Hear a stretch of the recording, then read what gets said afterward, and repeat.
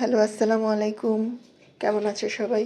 কই মাছ দিয়ে কইটা আলু দিয়ে রান্না করেছি, সেটা তোমাদের সাথে শেয়ার করি। একটা চটজলদি রেসিপি, খুব শর্ট করে দেখাচ্ছি।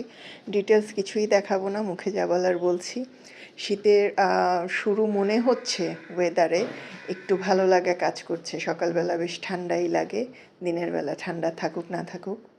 আলুগুলো ভালো করে মশলায় কষিয়ে নিয়েছি। তরকারিতে যা যা মশলা দেই তাই দিয়েছি। তেলের মধ্যে পেঁয়াজ বাটা, রসুন বাটা, হলুদ, মরিচ, ধনিয়া জিরা মিক্সড আর স্বাদ মতো লবণ দিয়ে আলুটা ভালো করে কষিয়ে নিয়েছি। আলুটা যখন প্রায় আধা হয়ে এসেছে তখন দিয়ে দিয়েছি কইটাগুলো। আলুটা একটু কষিয়ে নেওয়ার কারণ হচ্ছে এখনও নতুন আলু উঠেনি বাজারে। পুরাতন আলুগুলো কেমন যেন কিছু সিদ্ধ হয়, কিছু সিদ্ধ হয় না, শক্ত হয়ে থাকে। সেজন্য একটু ভালো করে কষিয়ে নেই। আর কইটা তো নরম একটা সবজি, আমি সবসময় একটু নরমগুলো নেই। আমার বিচি হয়ে গেলে সেটা ভালো লাগে না সবজিগুলো। তো ওটা হতে বেশিক্ষণ লাগে না, ভাপেই সিদ্ধ হয়ে যায়। এরপরে কইটাটাও কষিয়ে গরম পানি দিয়ে দিব। আমি সবসময় রান্নাতে গরম পানি ব্যবহার করি, এটাতে টেস্ট ভালো হয়, রান্নাটা তাড়াতাড়ি হয়, সুন্দর হয়। সবচেয়ে ভালো কথা, টেস্টি হয় তরকারিটা।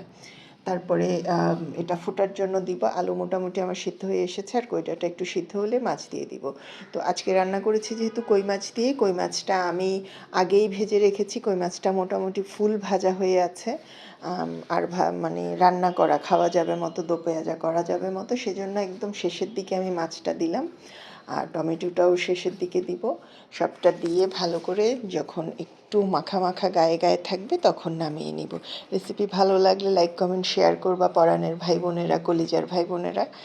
আর এরকম সহজ সরল চটজলদি রেসিপির জন্য আমার ইউটিউব চ্যানেল আছে হেসেলের আখ্যান নামে, আমার ফেসবুক পেজও আছে কুকিং চ্যানেল। যাদের রান্নাবান্না পছন্দ, হেসেলের আখ্যান একটা লাইক ফলো দিয়ে সঙ্গে থাকতে পারো। তো আমার রান্না প্রায় হয়ে গেছে। আমি বলেছি চটজলদি রেসিপি, 2 মিনিটে তোমাদের একটা রান্নার রেসিপি দেখিয়ে দিলাম। চারটিখানি কথা বলো। আর এই শীতের দুপুরটা ভীষণ ছোট, শীত থাকুক না থাকুক। দুপুর গড়িয়ে মানে দুপুর গড়িয়ে বিকেল হয়ে যায়, বিকেলের দেখা পাওয়া যায় না, হয়ে যায় সন্ধ্যা। তো ফুটে উঠলে দিয়ে দিলাম টমেটোগুলো আর একটু সামান্য ধনেপাতা। ধনেপাতা আজকে শর্ট ছিল, আরেক তরকারিতে বেশি দিয়ে দেয়াতে অল্প করে দিয়ে ব্যাস নামিয়ে নেব। রান্না হয়ে গেছে। তো রান্নাও শেষ হলো। তোমরাও সবাই ভালো থেকো, সুস্থ থেকো, সুন্দর থেকো, সাবধানে থেকো। সিজন চেঞ্জ হচ্ছে, বাচ্চাদের খেয়াল রেখো, নিজের খেয়াল রেখো, আমার পোস্টের দিকেও খেয়াল রেখো। আল্লাহ হাফেজ।